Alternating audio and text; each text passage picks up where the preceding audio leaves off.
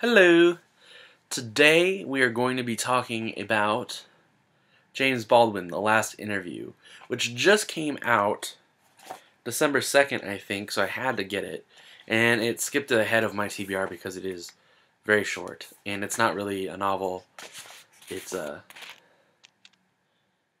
like interviews, transcripts of interviews. So essentially what this is there are 4 interviews, 2 from the 60s, I think 1961, and I think the next one's in 1964, 1984, 1984. Maybe I'm crazy. Maybe they're all. And then the last one is 2 weeks before he passed away in 1987. And at least according to the book, this is the first time that that last interview has been printed in its entirety. He is very well spoken, and his you can see a lot of interviews or speeches that he kind of gives on YouTube, which sometimes I'll go watch because they're really interesting, and his voice just is like mesmerizing to me. I've grown over the last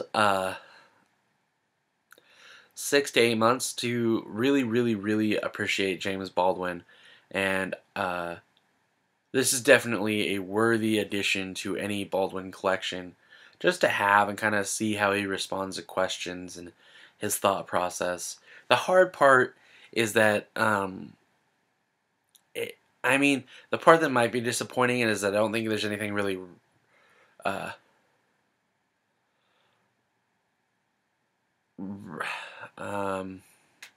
there's nothing shocking. There's nothing that you wouldn't expect him to say.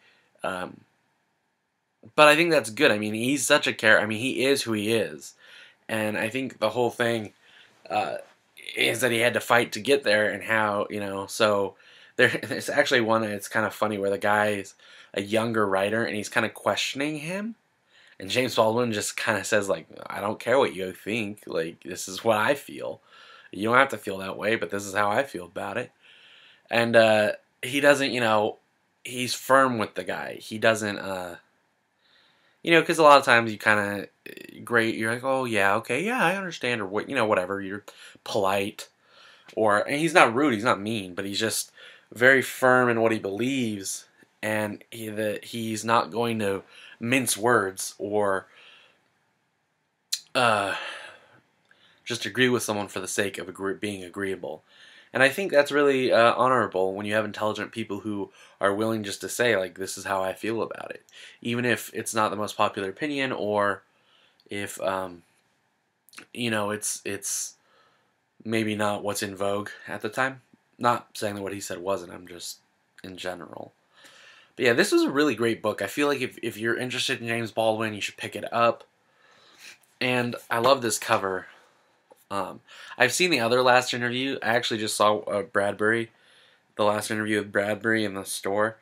And they're all kind of the same cover, where they're, like here, I think we have some pictures here. Like kind of cartoony. I love the eyes. I feel like this is how he would look at me. Like, I want to imagine that this is the face that every time I say something stupid, like, I just get this side eye.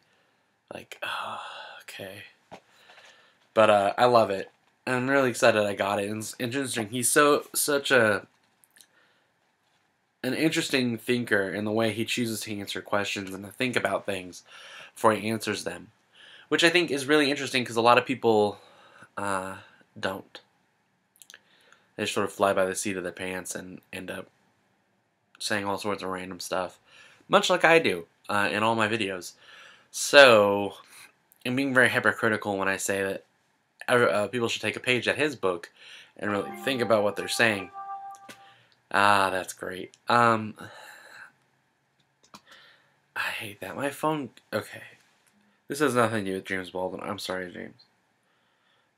My phone updates me honestly, it gives me updates for the Trailblazers. I don't watch basketball, and I don't know why it insists on telling me what is going on with the Trailblazers.